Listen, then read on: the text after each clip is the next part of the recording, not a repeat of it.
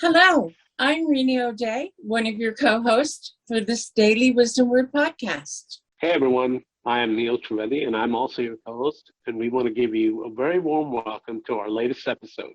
Join us every Saturday where we talk to guests who have stories, advice, and life hacks, all of which take you one step closer to that feeling of hope. And today, we do have one of those very special guests, a spoken word artist and a very good friend of the Daily Wisdom Words family, Donna Marie. Hey Donna, how you doing? Hi, Neil. I'm delighted to be here. Hi, Rini. Hi, sweetie. How are you? I'm so excited. I'm happy and just Good. really just ecstatic. There's so much going on, but I think it's sort of like having an opportunity just to kind of just do well, be well. So I guess, let's get into let's get the right story. into I know it. we were talking a little bit off camera when you first logged on. We were talking about this, and we said that we're going to get your story out there because it is full of hope and it is full of inspiration, and you are a very inspirational person. So let's start. Tell us a little bit about your childhood and what you went through, that a very, very big traumatic event that happened in your childhood. Tell us about that. I think what's really horrible about that particular time in my life is because up until that point in time, I was like my dad's princess, and I was so loved. I was like there was my brother and myself, and I think it was before my sister was born, but it was sort of like me. I was like, all these feelings are like very contented and happy. And, my dad, he was a real estate agent. So he had millions of company parties. And my mom she was like really classy lady and entertain. And my biggest beautiful memory, I think, when I was a little kid before my accident was that my dad, would grab me and hold me, and he would hold me, and I would wake up and come downstairs, and I would be like the hit of the party, like I was this really cute little, really, really cute little kid, and my dad would just carry me around until I got tired, and then he would just put me to bed. And it was like, those were, the memories of a really truly loved little girl. And then after that, what happened is that we were we lived in the same place, and I went to visit with one of my girlfriends, and I was totally paying attention, but I was crossing the street, and like right out of the blue, this guy, he just like hit me really hard. So I tell everybody I got bumped off a 1962 Cadillac because that's the truth. Wow. And this drunk driver was driving this brand spanking, and I'm just still, I remember the color. I remember, I just remember everything. I remember the smell, and I remember being carried. Like he carried me up to my mom, and my mom intuitively, instinctively grabbed a wet towel and wrapped it around my head, and that saved my life. I mean, I lost a lot of blood. I was pretty rough, and I didn't just have like a fractured skull. I had a lot more injuries. But after, I think that it's sort of like, it's, and I trust in the brain's plasticity, is because there's lots of people that would never dream that I've come this far. And I am a professional artist, and I can stand up in front of, like, not too many people can stand up in front of 200 people and beak off like I do. Sure. And laugh. Sure. I seriously make people laugh. So it's like, it's like coming that far and doing that really, really amazing things. It's just like pretty cool. So you were hit when you were 9 years old by a drunk driver. 5. 11? 5. Wow. And you know what? I went, get this, okay? So it's September, and I went to school. I think I went to school for like maybe, I don't know, like I remember walking to school, and that was it. And then after that, I didn't go to school until, I'm at 5, I started school. And then because nobody had any brain injury clinics. Like in Calgary, there wasn't any at that time. Mhm. So my family moved to Lethbridge. And then, see, that's where all of this, at that time, everything got put, like, hidden. Nobody knew. And that was it. That's the way it had to stay, a secret. Mm-hmm. Okay? Mm-hmm. Because all of my family didn't know the reason why we moved to Lethbridge, because they had the brain thing in Lethbridge. So, and then when I was 7, I started school at age 7 in 2nd grade. So. Oh, okay. So you were at you were at the brain clinic for 2 years, and then you started school, and you were fine, right? Well, you see, that's the neat thing about brain plasticity, is that a year later, when I, like, in 3rd grade, I won an award for my handwriting. It's like I was like that artist really early, and I won an award for my handwriting. And you know, it's funny because my signature is exactly the same as it was when I was in 3rd grade. Really? Like, yeah. That is nothing like it was. In high school, I was such a brat, and everybody will tell you I'm incredibly fixie, like just a super brat. And I think it's because I'd come so far, but then part of the mental illness, you know, it's like that was like full roar. And you have no concept what it's like at age 13, okay, being thrown in what's called an insane asylum. It's and then I hope you guys can understand what this means, okay? It's like I'm like just doing my very best at surviving and being okay, but I'm not okay. But I'm also being treated with the most incredible disrespect. I'm like, all these expectations are supposed to, you're supposed to act like this, you're supposed to do this. I didn't have a clue. I'm like still this brain injured kid.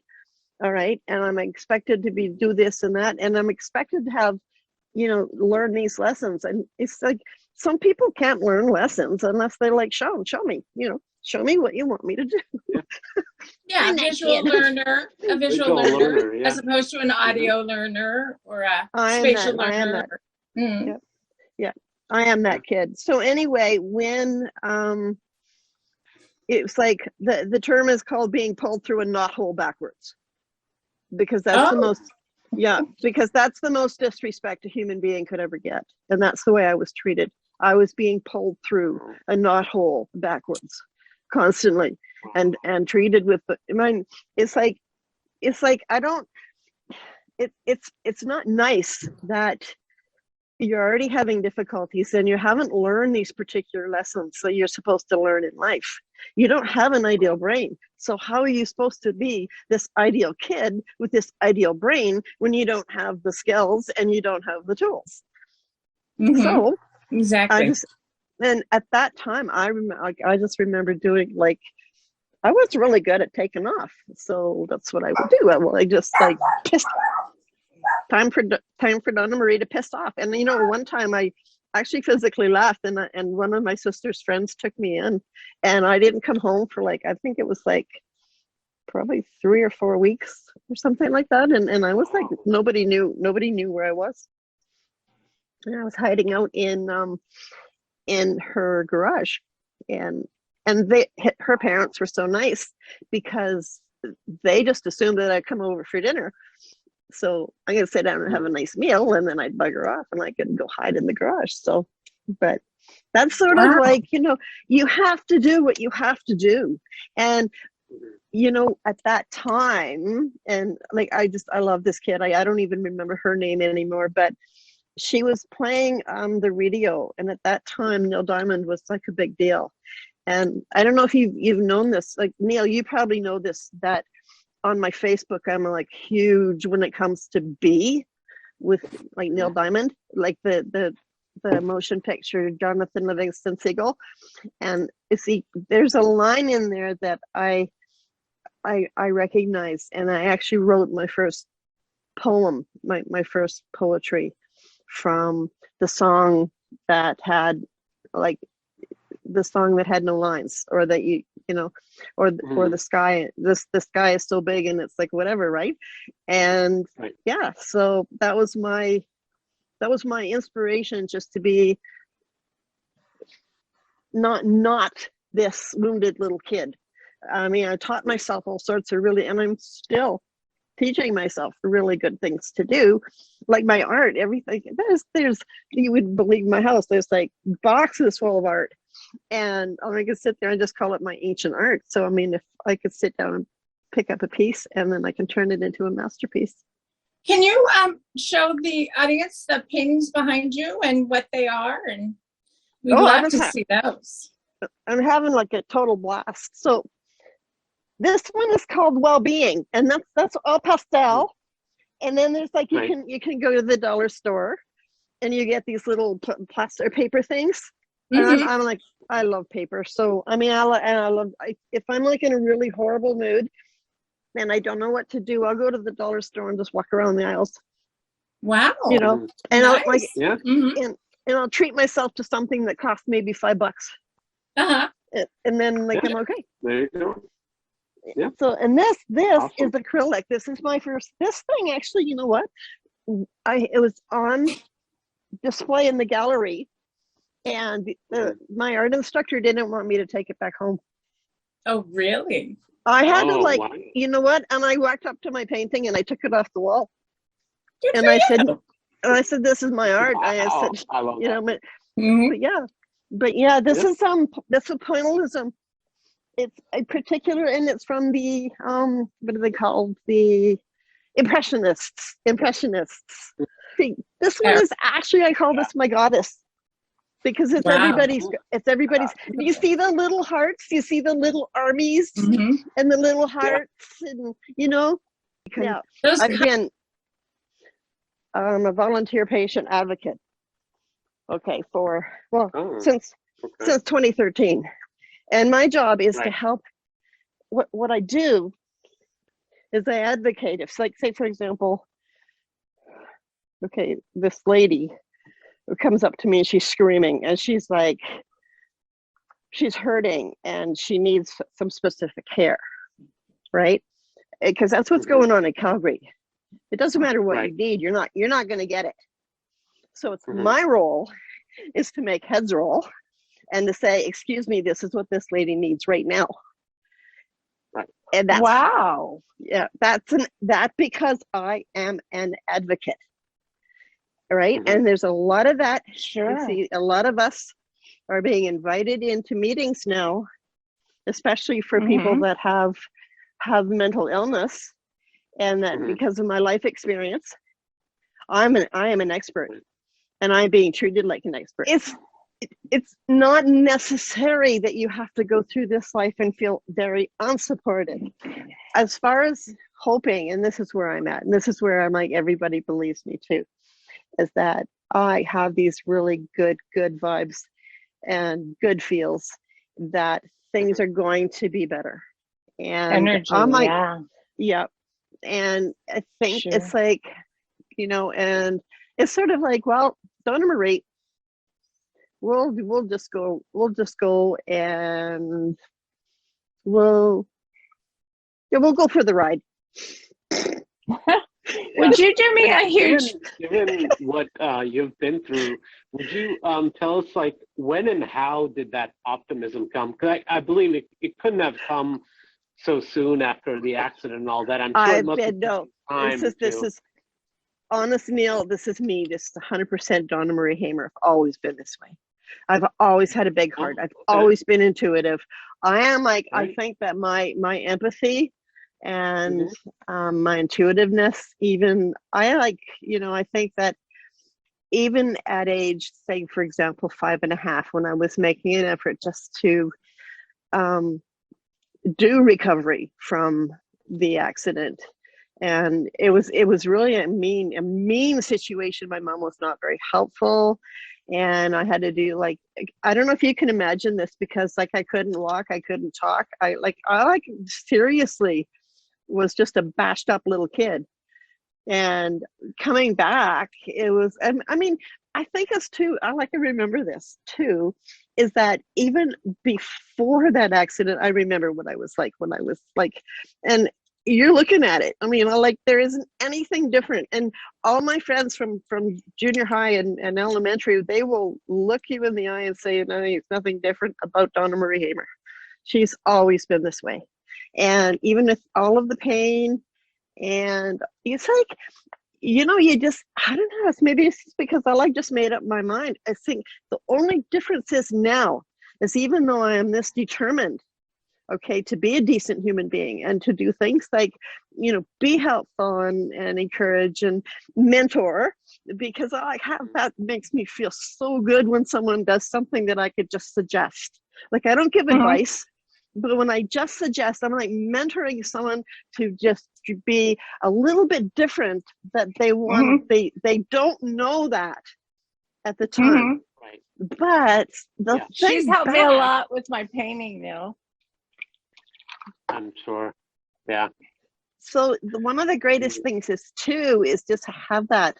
And it's in an attitude. Like I used to tell I love my kids. I used to tell my kids, your attitude is showing, because my son always paid attention. He always listened. This kid is like, what, 17 degrees, like short of a millionaire. You know, he's got a beautiful wife. He's got a beautiful house. I mean, he lives in California. Yeah, you know what it is? It's not because he had this like really lousy ego and this attitude. He had this attitude that he wanted to listen. I taught him when he was a little boy, be honest, tell the truth, and listen. And that's who he is. And my daughter's the exact opposite. So, you know, you want to butt heads, go ahead. Like, just go ahead and butt my head. Because my head is harder than yours is. So there. So we introduced you as a spoken word artist. Can you describe what a spoken word artist is, and then read one of your writings for us, please? Sure. I have a mentor. And I actually went to school, and this dude that's taught me, he is like the best in the whole world. I think that anyway, but I'm biased. But he has won a major awards, and he is one of the best, right, spoken word artists. And I have always valued what he does. And he is sort of like, there's a few people that have really encouraged me. And it's like at that one time that I could have easily just not, I got up and like when I came back from San Diego, for example, when I was visiting with my son, and I got up in front of the koi, and it's like sat on a stool, and this dude was playing music. Okay. And then I gave this great performance, and it's called the Jelly Bean Disease, and I'm actually physically writing the book, The Jelly Bean Disease, because everybody in the planet has the jelly bean disease. You don't want to talk about this mental health. I talk about the jelly bean disease. You know what? We want to talk about mental illness because there's lots of different situations and symptoms that we recover from. We do not recover from the particular mental illness. We don't, because that's a part of us. That's in our DNA. So what are you trying to do? What are you saying? So like, never mind. I'm like, not playing that. I don't listen. But anyway, like, it's not that I'm like making up this own language. I think the greatest thing about understanding is that my life experience has given me these, and like I said, I'm an expert. And I think, and I'm like, really, when I get up in front of an open mic and I start talking about situations, and I start talking about the symptoms, and I start talking about how, like, what exactly is it that I can do to follow my own protocol. I really do know myself. I know what I know what goodness I'm capable of, and I will not be criminalized in being told that, you know, you're this and you're that, because that's all stigma. Like I say, leave it alone. That's what I say, you know. And you are finding ways to hate me, criticize me more brutally than you did when I was in your face. And you were screaming at me. What don't you understand? I'm sensitive. I have lived this life of shame And what again, your expectations do not meld with my humanity.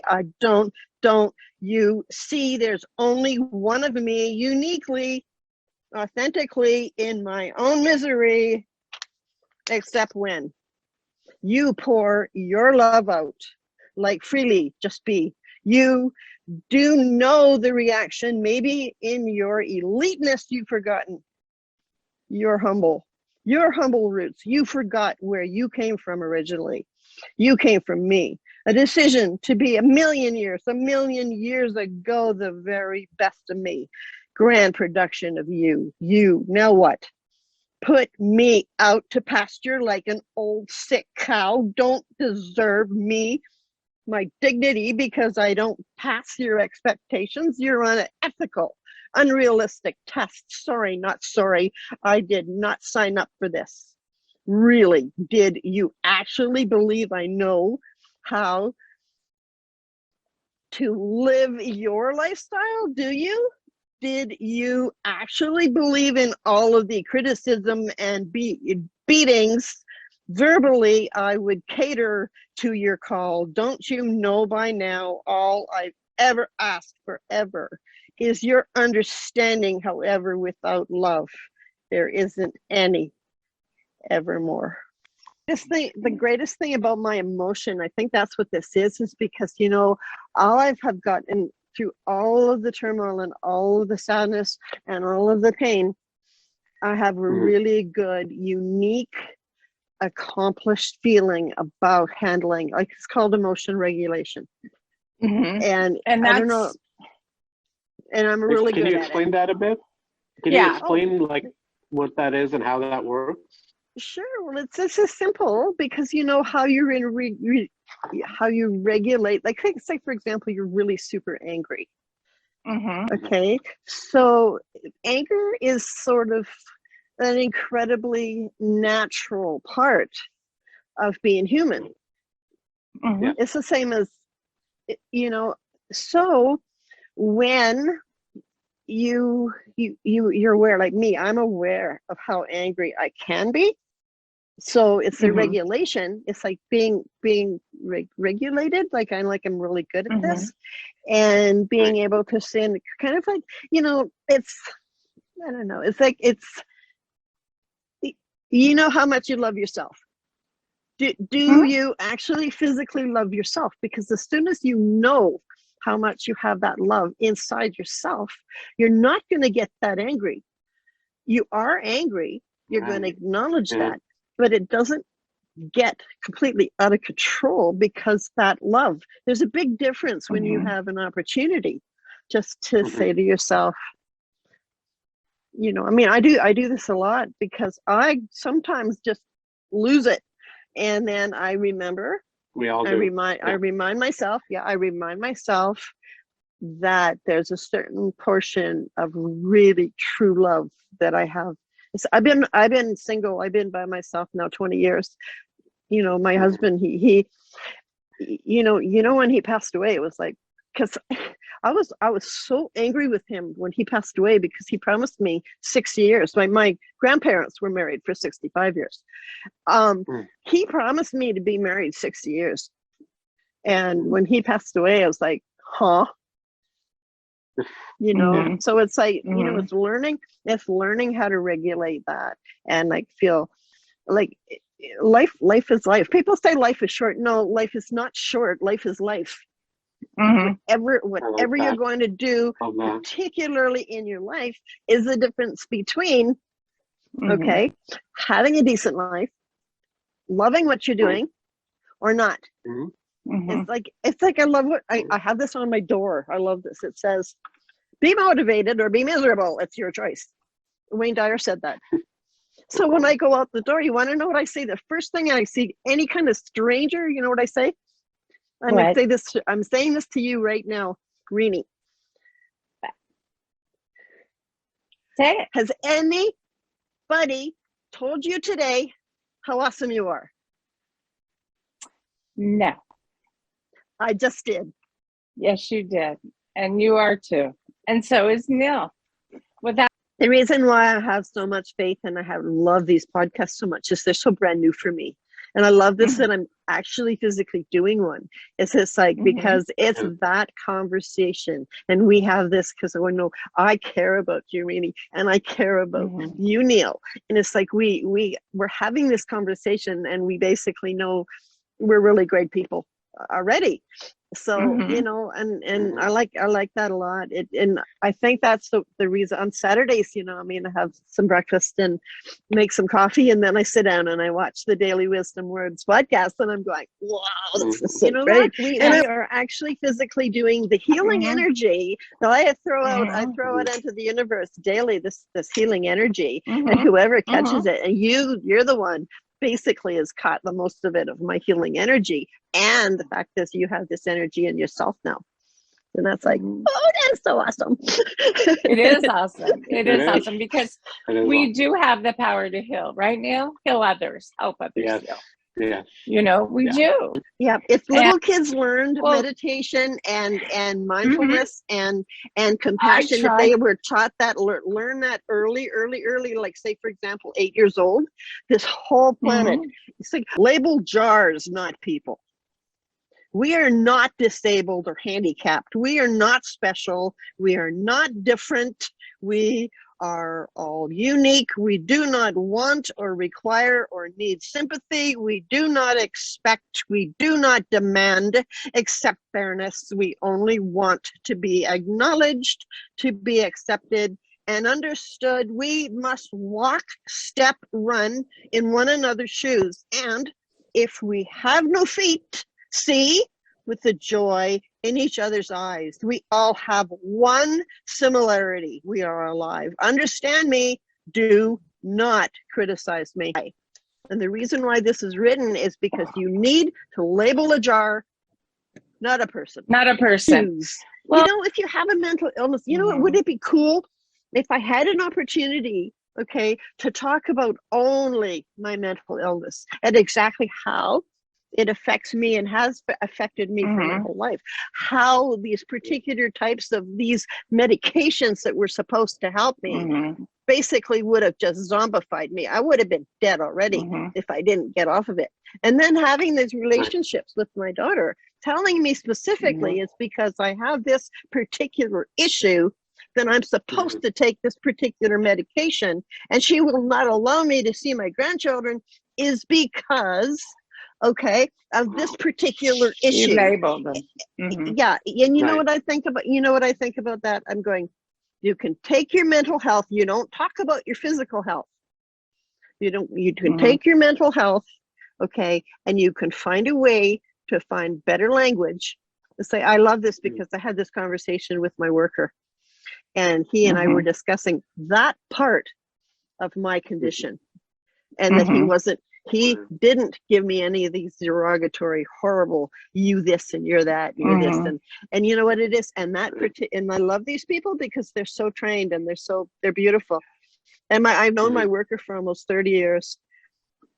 So wow, that's a long time. Well, and you know, you since 1995, in an accident, you were in a horrible accident, hit by a drunk driver. Had a brain injury, you know? So, I mean, come on. People have to understand that.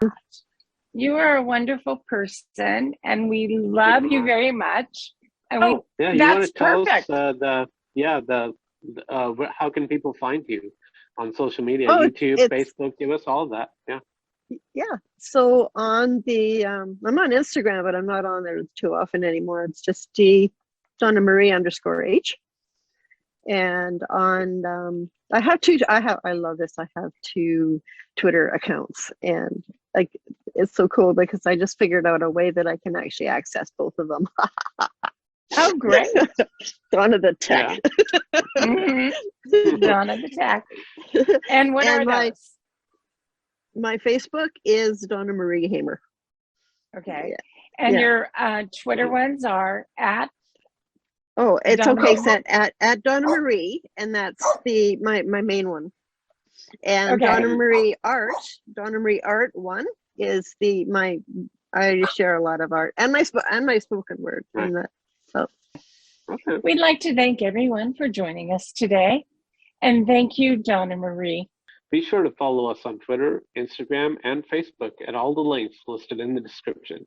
And don't forget to hit like on this video and subscribe to this channel so you never miss an episode. And if you want to show us a little extra love, we also have a link for donations.